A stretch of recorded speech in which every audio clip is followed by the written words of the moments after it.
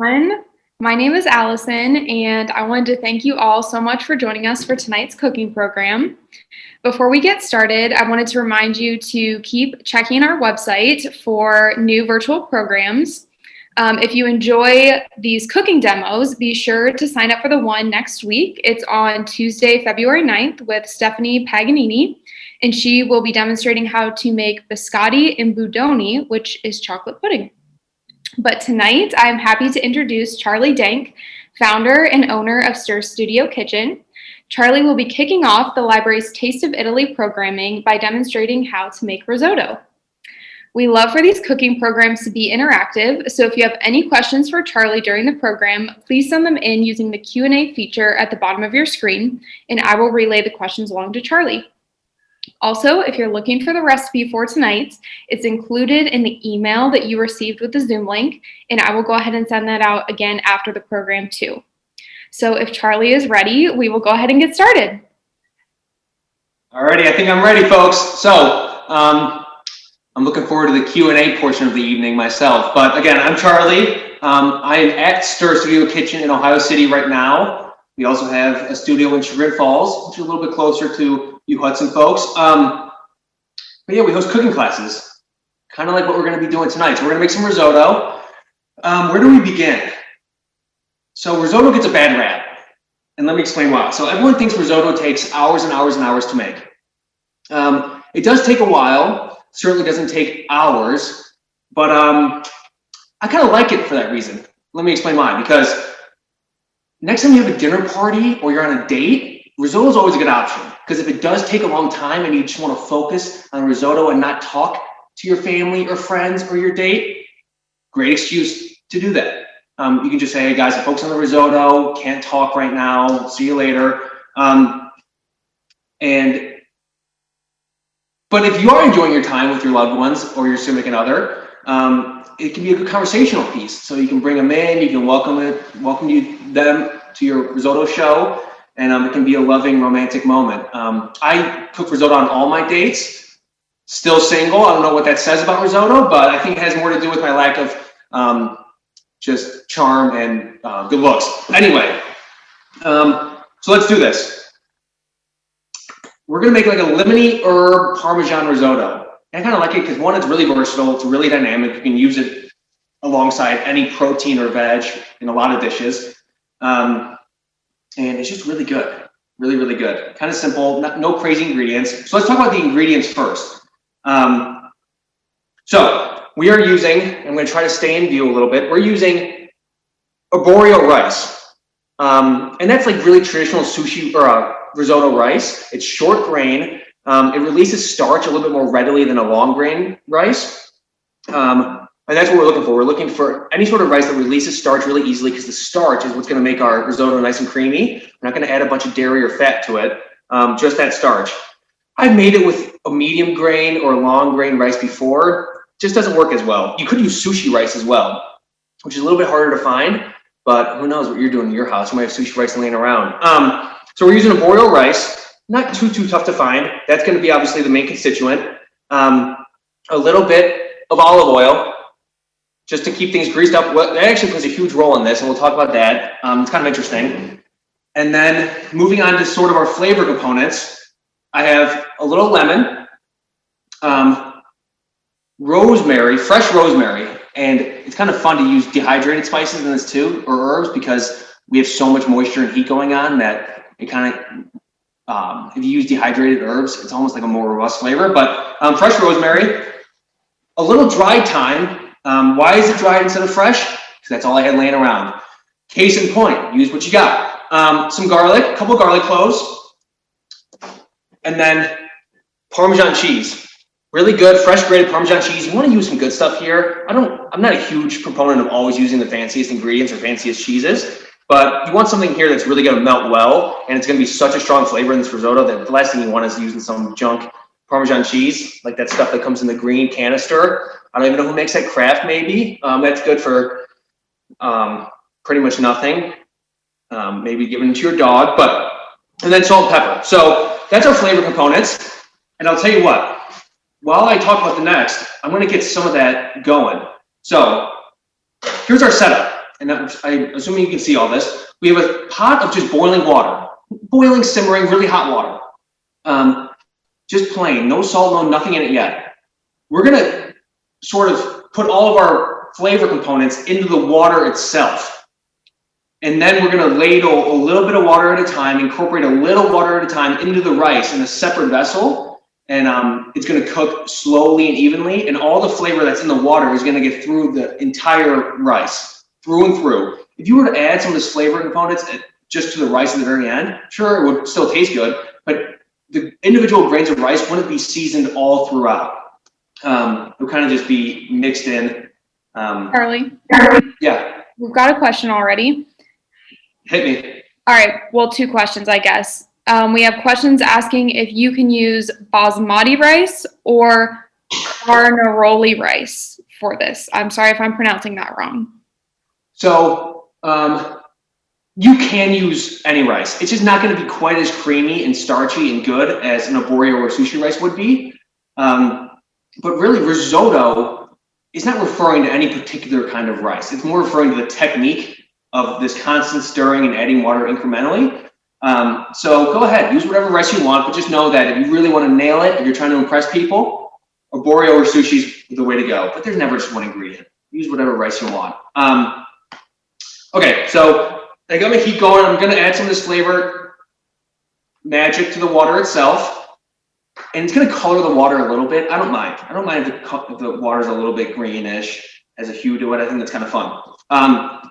So herbs went in. I'm not even going to bother peeling the herbs or dicing them. I'm not going to really mince my garlic too much because, again, we're not transferring any of these whole ingredients to the final dish. We're just using the water itself. So it's going to flavor the water. Water's going to flavor the rice. And we're going to be left with all those solids in the water. So garlic, herbs, and lemon I'm going to hold off only because, I don't know, I don't really like the thought of lemon water necessarily. Lemon's just kind of a nice thing to finish the dish with. I don't really want to cook the lemon. I got news for you folks. If I was to be completely honest, I really don't like the flavor of cooked lemon or lemon and savory applications. It's one of the only flavors I don't like in cooking.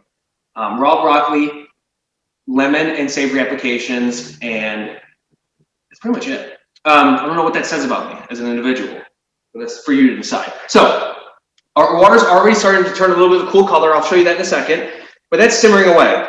So let's start heating up the pan in which we're actually going to cook the risotto. And let's take 1 second to appreciate how beautiful these vessels are. Come on, folks. Are you serious? We wash dishes here at Stir. Very crisp, very clean, very sexy. So I don't know who washed that last. It wasn't me because it wouldn't look like this if it was me, but it looks nice. Show business ready. Shout out to Allclad. We're not sponsored, but if Allclad wants to send us a sponsorship, we'll take it. So we're going to heat up a little bit. Water's simmering. Ooh, it already smells fantastic. And while we're doing this, let's talk about what role this oil is going to play. So like I said, we have actually 4 tablespoons of oil. And sure, we're making about 2 cups of dry risotto or dry rice. So it's going to need a lot of oil, but that's still an awful lot. And what this does is we're going to toast the rice first in oil. And I want to coat every single grain in the oil before we add any liquid. And what that does is, sure, it adds a little bit of a toasted flavor to the risotto, which I kind of like. I kind of like it to be a little bit like, ooh, what's going on there? But more importantly, it's going to coat all those kernels, all those grains of rice in oil so that when we do start adding the liquid, it doesn't just immediately soak up that hot liquid and the outside doesn't cook before the inside has a chance to even start cooking. To get my point, so it's kind of like a protective coating because oil is hydrophobic. Is that the right word? Hydrophobic. So it doesn't want to absorb the water. It gives a chance for the inside of the grains of rice to cook at the same rate as the outside. So it's a really important step. I kind of like toasting rice all the time, even if I'm just boiling it like normal. But maybe that's just me. So a little oil in. I'm using a light olive oil. I don't want to use anything too crazy. Dark olive oil because sometimes burns. So we have some heat going. Boy, that heated up fast. Hopefully this isn't too loud. It's not loud at all, folks. Come on. So I'm just gonna start stirring a little bit. And again, I just want this rice to be like translucent before we start adding any water. All a little shimmery and just that little bit of protective coating from the oil on the rice. We have a question. Go for it. The question is, do you have a Dutch oven, or can you use a regular pan, or can you use a crock pot? Okay, folks, that's 2 good questions already. At some point, you gotta start asking dumber questions because you're gonna stump me one of these days. I'm only using this, well, let me be careful. I'm using this really shallow pan because I want you to be able to see what's going on. But I would actually prefer to use a little bit of a taller Dutch oven, just because there's more heat going on. It retains a lot more heat. Heat's coming from all angles. But either one's fine. I guess what you should have, regardless of how high it is or what material it is, something that's nice and thick and heavy and that can hold a lot of heat. You want the heat to be evenly distributed. If you were to use something really thin, you would probably be liable to kind of burn your rice or burn the whole dish.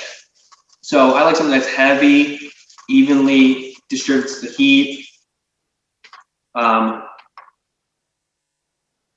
and just make sure it looks pretty like this one. That's what's most important, especially if you're trying to entertain people with risotto. So, low toast action. We're over decently high heat. I hear a little bit of a sizzle. You don't want to be too hot, or else it just kind of gets like violent. So a little bit of heat. And I'll tell you what, the last thing I'm going to do to this water is add some salt. Because if you don't season the water now, then you're liable to kind of lose that opportunity to do so, to make it evenly seasoned. I'm not going to go crazy, because think, we're going to have a lot of salt from the Parmesan cheese. This is really good salty cheese, so it's kind of easy to over-season this if you're not careful, but I just want a little bit in there so that we're getting a little bit of saltiness through and through a whole dish. And I'm going to start. The first thing that goes in here could be like wine or something a little bit stronger flavor. And if it's the first thing that hits that rice, it's going to be like a really strong flavor. So if you're going to add anything like wine or like a really pungent, potent stock, now would be the time to do it. It's going to carry through the whole dish, but who knows? We might have kids on the line tonight and keeping the wine out of it. I've got someone calling you out on your recipe here. They would like to know. Sure. They said the recipe says to first cook the onion, then add the rice. Wow, there you go. See, I was just testing you guys. I put the onion trick in there, seeing if you were going to call me out. You did. Good job.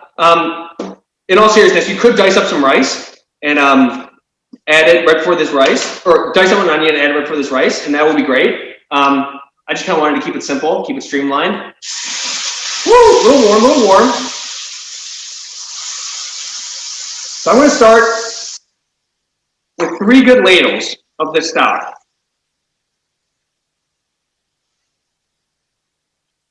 Pretty high heat.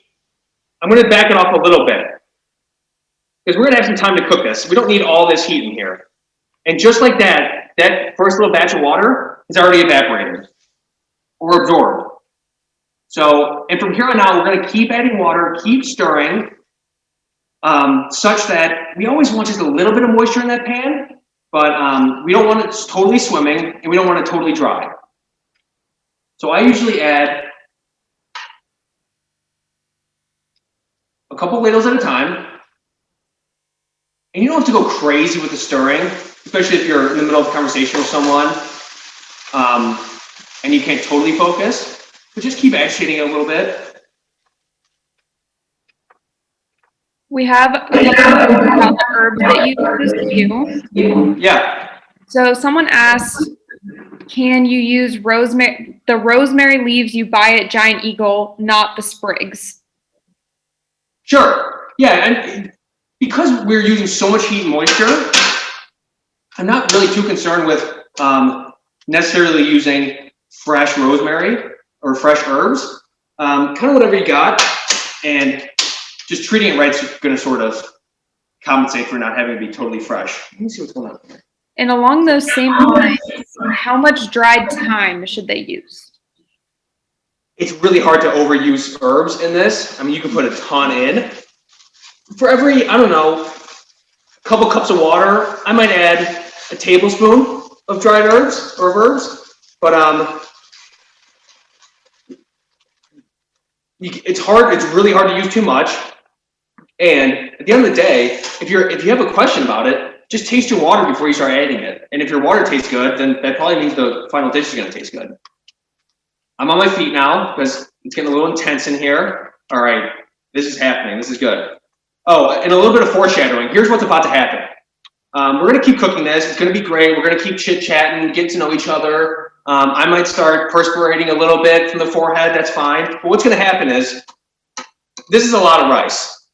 And this is going to start filling up this pot pretty good. And it's going to get really awkward because it's going to start making a huge mess. And we love that. So Uncle Charlie probably used a little bit too much rice for this old pan. But it's show business, baby. Working on the fly. Okay, here we go. I'm already pretty pleased with how this is coming out. And if you use a pan, going back to our question about what pot or pan to use, if you use a really wide pan like this with a lot of surface area, it's going to cook a little bit faster. It's because there's more contact with the heat. And so if you are doing risotto in a pinch, it may be a little bit better to use something with a lot of surface area. How long do you recommend that the herbs simmer in the water before you add it to the rice? That's the kind of thing. Again, I know I sound like I'm pulling your leg, but all it really needs is 5 minutes, kind of like what we did. It's kind of like tea. It only needs 5 minutes, but I've done this. I've had this simmering for hours before, and it's really not bad. You're not really at risk of like burning the herbs at all, or them getting super bitter, because there's not a whole ton of heat going on, and there's no direct contact with a heat source, so they're not going to burn. They might get a tiny bit funky, but at least 5 minutes, but up to a couple hours. It's kind of like soup. When you add herbs to soup, I mean, think you cook that all day. So I'm getting a little constant stir going on. I want to keep this moisture in here. Keep just a solid, what consistency do we want? This should as you cook this, the consistency should almost be like, I know it sounds gross, but like almost like a cheese sauce. Like nice and loose. It shouldn't be a soup, but just enough water so that you don't really hear like a tss. You get my point? If you hear tss, that means it's time to add some more water. One more time. Tss. There we go. Just for the kids at home. All right. This looks really good. All right, another question. Can you start with diluted chicken stock? Ooh, you can start with undiluted chicken stock. Yeah, I mean, if you want to use stock, that's a good question. By all means, these are great questions, people. By all means, use stock. Why don't I use stock? To be truthful, I don't use stock because a lot of people are vegetarian and vegan, and to use chicken stock in a restaurant setting like this, or if you're entertaining for a lot of people, is a little risky because you never know if someone's going to show up and be vegetarian or vegan. So chicken stock's always a little bit of a gamble. But certainly it would taste great. And I'm not sure, personally, I'm not sure I want this to taste like chicken. You know, what if you're serving it with pork? Or what if you're serving it with steak? I'm not sure I want my risotto tasting like chicken. I kind of want it to just taste like the herbs, the garlic, lemon, Parmesan. I want this to be simple and really versatile. So if you have good stock, use it. But if all you got is some water and some good flavor, go for it. Along those same lines, we had someone ask, you mentioned that this is nice paired with a protein. What recommendations do you have? And would you cook it separately or mix it in, or just serve the risotto as a side dish? Okay, so it's one of my favorite meals of all time. First of all, I wouldn't mix anything in because risotto is such a delicate, it's a finicky texture. And we're going to try to nail the texture of this risotto. And if we nail the texture and then you go to try to mix something in, then it's going to be too thick. And you're just going to throw off all your hard work. And you're also going to run the risk of things like breaking up. Like if I were to try to add meatballs to this and stir it in, meatballs probably break up and kind of make it look not so pretty. So I kind of want the risotto to stand alone. I usually bed a plate with a risotto, kind of like you would with maybe like a mashed potato. So get a little mound of the risotto and then put the protein on top. And I mean, gosh, this exact risotto I like to do with a pork tenderloin, like a well-cooked pork tenderloin. Steak is really good, although I'm not a huge red meat guy. But I'm telling you, it's so versatile. This would be good with fish, pork, chicken, steak, anything. Go hunting season's right around the corner, I think. I don't know anything about hunting, but go in your backyard, get that squirrel that's been eating all your tomatoes, throw him on the grill. I'm not sure it would be good with squirrel, but probably would be because it's good with anything. Or you could just, I don't know. What if you want to add in things like mushrooms, spinach, and red pepper? When would you add those things in? My gosh, folks, are you sure? Does someone pay you to ask these questions? So, something like mushroom and spinach, or anything that's going to produce a lot of moisture, I cook separately and add at the very end. Because if you were to try to cook mushrooms in here, you would be introducing so much moisture, because as mushrooms cook down, they release a lot of moisture, and that would throw off your entire consistency and cooking process. So let's use mushrooms for example. We do this a lot with mushrooms. So we'll just saute them on the side with some garlic and butter and top the risotto with the mushrooms at the very end. You could stir those in and it's fine. Or if you want that mushroom flavor, you could throw mushrooms right in your water. I mean, dehydrated mushrooms in that water would also be really good, super good. So, but just try not to cook anything that's gonna produce a lot of moisture in the risotto, because it's gonna throw it off. I'm gonna crack some pepper, because pepper likes heat. You really get that full pepper flavor by using fresh cracked pepper and introducing it to that moisture and heat. And then it gives it a chance to really bloom. We are very, very close. I'll give it a taste here in a second. But as we get close, I'll tell you one thing. We're gonna splash some lemon juice in there. That's gonna be a tiny bit of moisture that we should account for. And then, more importantly, cheese. I like to add a lot of cheese because I'm American and I like to indulge in things that aren't good for me. You have to keep in mind, when you go to add this cheese, even if it's not a little bit, it's really gonna tighten up the whole consistency. It's gonna thicken it a lot, like almost like wet cement. So we gotta kind of hedge that. If we were to cook this risotto, just this rice, and think that the consistency is perfect, and then add the cheese, too thick. So I actually want this to be a little soupy before we go add that cheese, and then it'll be perfect. So let's, what was I just gonna do? I don't know, you guys are killing me. So maybe I'll squeeze a little lemon. We've got a couple cheese questions. Uh-oh, don't make them too cheesy. So can you use a Romano cheese or an Asiago cheese? Yeah, so Romano and Asiago to me are both a little bit more on the pungent side. So you got to be careful. If you add a ton of that cheese like that to this, then it's going to be a little in your face.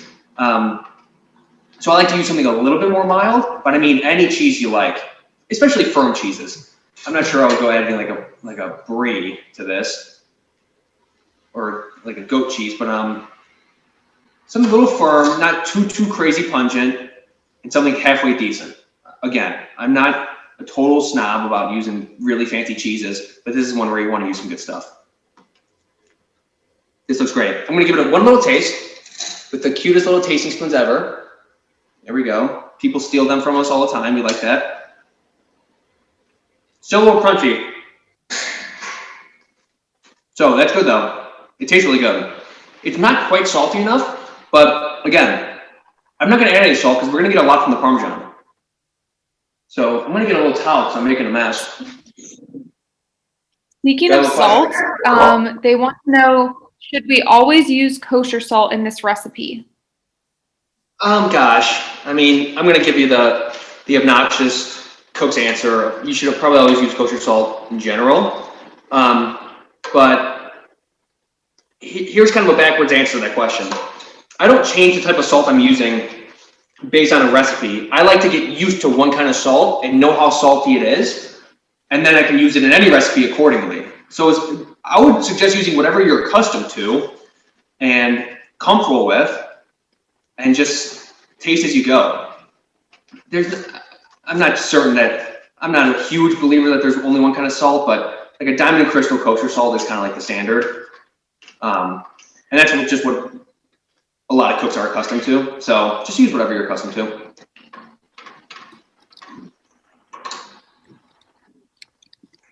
All right, another question. Have you ever used your risotto to make, I'm gonna pronounce this wrong, but arancini? It's the rice balls. Yeah, arancini. I did that when I was about half asleep back last winter. And it's tough. I mean, it has to be really tight. So if we were using this for arancini, I would add extra cheese, keep it a little on the drier side, and once it chills, it's really firm. It's tough though. So what you do is you would just let this chill, kind of spread it on a sheet pan maybe, and it tightens up, gets really thick, and then you just kind of roll them into balls, and kind of like almost like a gnocchi, and then you dredge them or coat them in some sort of coating, breadcrumbs, and fry them, and it's really good. But it's not the easiest thing to do, honestly. And I'm not sure I really even like eating arancini because I'm a big eating experience guy, and they kind of like fall apart, and they're always so nuclear hot. You burn your life away. So I kind of like to eat risotto with like a shovel, as opposed to with my hand. Sometimes I just make a lot of risotto and I fill up a bathtub with it and I get in. On these cold winter nights, that's really good, a little risotto bath. So I would do that before I did arancini. All right, another one. To know when it's done, so it's not crunchy, do you just keep tasting it, or does it look a certain way? You know what? That's a good question. Look a certain way is kind of tricky. If the individual grains still look kind of like a really a really like pure white, then it's probably still a little crunchy. They should be a little bit more translucent, but I never go by looks with rice. It's just hard. So I just keep tasting it and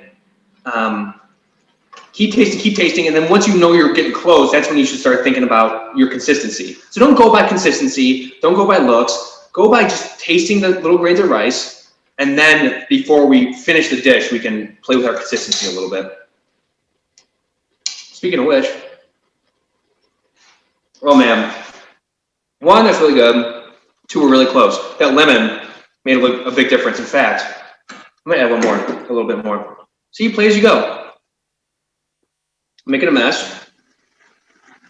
Now, the one thing I wouldn't add right now, well, not the one thing, but one thing I want to add right now is like any alcohol at this point. It might just be a little bit too bitey. That alcohol wouldn't really cook off. So if you are going to use alcohol, use it at the very beginning so it has a chance to really cook off. Okay, folks, I know I said that we were going to overflow this pot. I don't think we are. I think it's going to be perfect. We still have a lot of heat under this too. And you don't need quite so much heat, especially if you have some time on your hands. You can use a really low heat. And the higher the heat, the more at risk you are kind of burning it. But I actually just cut our heat. We got enough going on right now. I cut the heat. We have a ton of heat in this pan.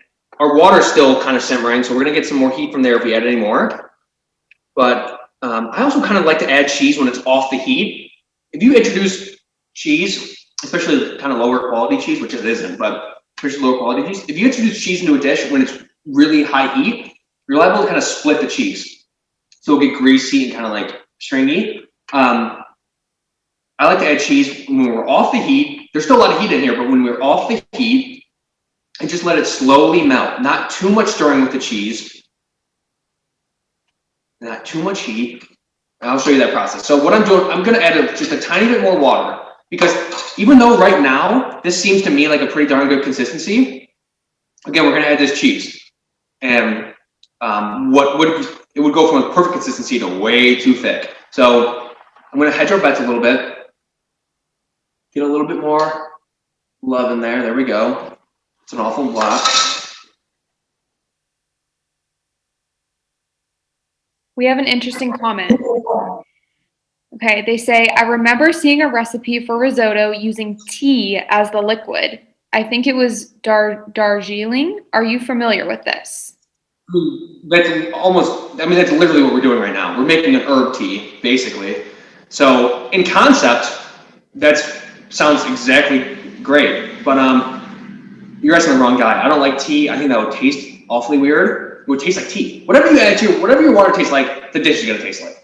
So if you are really into tea, go for it. I don't know. That might make a little bit of a better risotto bathtub. It sounds pretty relaxing. Put some lavender in it, some chamomile. but I don't think for eating, that sounds very pleasant. But hey, add whatever you want. Add some CBD like the kids are doing these days, make a little bit of a marijuana risotto. I just heard it through the grapevine, saw that on the internet one time. All right, so let's get our cheese in there. Again, I don't want to stir it too much. If we stir it a ton, it's liable to kind of split and get stringy. And let's just start with a little bit. And just let it slowly melt. Holy smokes, we're off the heat. The rice is good. When I tasted a few minutes ago, it was the slightest bit crunchy, which means it's probably going to be perfect by the time we're ready to serve. Holy smokes. It smells great in here. We also, at Stir Studio Kitchen, in addition to hosting very fun cooking classes, we make all sorts of colognes. So we make like herb risotto cologne. We make like bolognese cologne, pasta sauce cologne. So again, that's great for dates, family parties. Wear some of that. Works for me every time. So this is incredible. I'm finding it very awkward to be sitting down stirring this. I feel like I'm kind of a witch stirring the witch's brew, but gotta do it for you folks at home. Okay. All right, we have a comment that says they love your sense of humor, so keep going. And then on a more serious note, what is your liquid to rice ratio? Man, here's the cop-out answer. Whatever is in that recipe packet is very thought through. I think the recipe packet was like 10 cups of water to, I don't know, 3 cups of dried rice, something like that. The ratio is going to change a lot, and we're adding water a little bit at a time. So just plan on having a lot more liquid on hand than you think you're going to need. It doesn't hurt. I have some left in here. I probably have 2 cups of liquid left and perfectly cooked risotto, so I'm fine with that. I don't want to run. The last thing I want to do is run out, because that's kind of a disaster. But the ratio is going to change based on what you add. You know, if you're adding a lot of cheese, you're going to need a little bit more water than you otherwise would. If you're going to use a lot of wine in it, then you're going to ultimately need a little bit less water. So, holy smokes, and this is, it's kind of, the one thing about risotto that is legitimately kind of tricky is if you are cooking it and entertaining people or serving it with a nice meal, the hard timing part is actually making sure people eat it right away. Because it does just tighten up a little bit and wants to seize up. So I like to go, just keep it in this warm pan. The last thing you want to do is transfer it to a cold bowl, because that's going to really seize it up as well. So keep it in something warm. Keep some of the liquid on hand in case you need to just splash it in as you go or as people are eating, which I kind of just did. But you're going to want to get this sort of plated. So let me get something pretty. I should have gotten the protein stuff ready. Hang on. So what we're going to do, boy, my station's a little bit of a mess. We like that. You can't see it. You can't see anything that I'm seeing in front of me. It looks like a little bit of a war happened down here, but that's fine. It kind of did. So I'm going to get, should I get a little rosemary to make it look pretty? Yeah, why not? Come on. Hang on.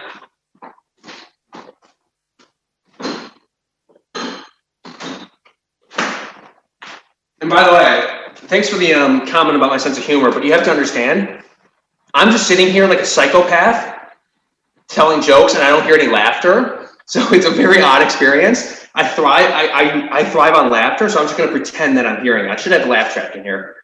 That might make it seem a little bit less insane.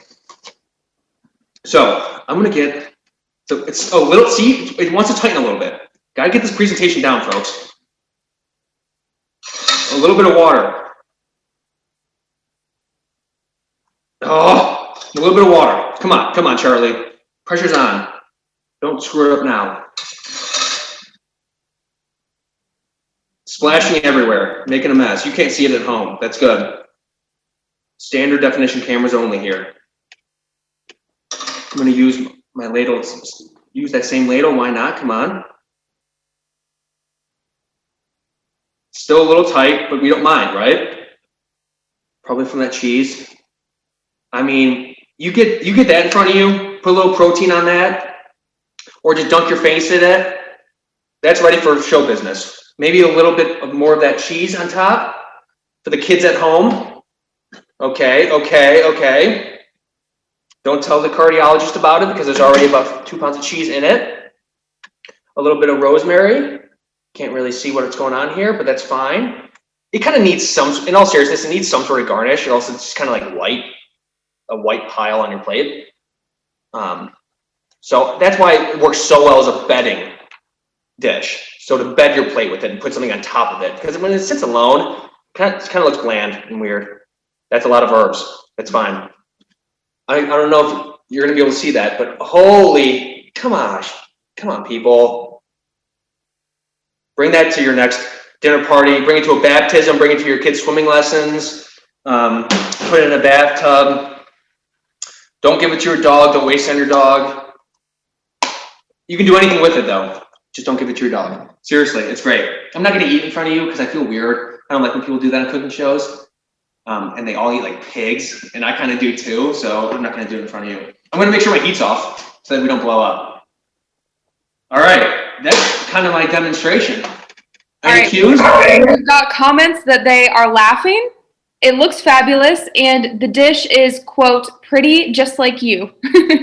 There we go. My phone number is on the recipe packet, I think. Bottom of the recipe packet, phone number and email. I know you Hudson women love your libraries and love your young men. So part of the strategy here. All right, and then how long will the risotto last until you can serve it? We know you said you want to serve it quickly.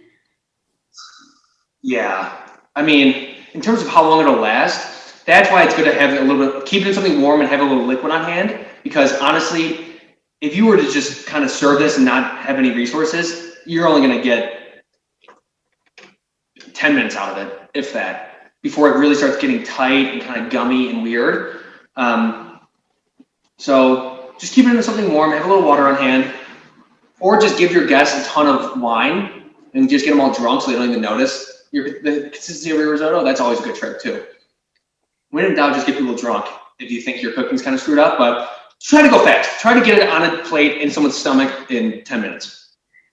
We've got some final comments rolling in here. Someone wants to know, since you brought it up, why do cooks on TV take such huge bites of food? I'm going to throw the whole industry under the bus right now. I have never met a good cook who is a good eater. They're all just slobs. But hey, whatever. It's show business. It's fun. If they just took hey, put it this way.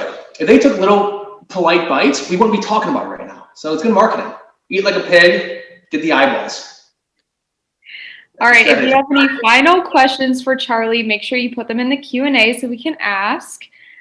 We do have a comment that you reached outside of Hudson, and we have someone from Bay Village with us tonight. Nice. Yeah, I mean, 150 people on this freaking demonstration. I would have figured that not all of y'all are in Hudson. It's a little mob out there. And then they want to know, why is your kitchen in Chagrin Falls, why not Hudson? Well, folks, that was a wink. I know you can you see it? We'll be there soon. Trust me. We will be there soon. We're a bunch of kids running this business, making it up as we go along, but we'll be there soon. Give us maybe 2022, 2023, maybe never. 2022, we'll be there, Hudson. All right, Charlie, to wrap up, go ahead and tell everyone how they can connect with Stir Studio Kitchen and how they can come take classes with you. All right, I'm not exactly sure the demographic I'm talking to right now, so I'm going to go all over the map. Best way, website, stirstudiokitchen.com, or just Google Stir. That'll come up, and it's all on there. Email, operations@stirstudiokitchen.com. I am operations. Not a robot, just a boy with an ambition. Phone number, 440-829-3136. Instagram, Facebook, TikTok, you name it. Oh gosh, everything. And then at the end of the day, I live in Ohio City. Feel free to stop by. We'll have a little cup of coffee. We'll talk about life. We'll get to know each other. That's always a good way to reach me. I don't have many friends, so the least you could do is just shoot me a text, and maybe we'll get to enjoy each other's company for a few minutes. But just email us. Joke's over. Email us. All right. Thank you so much to Charlie, and thank you to all of our attendees and for being interactive and asking so many great questions. We appreciate you being here, and thank you, Charlie. Thank you.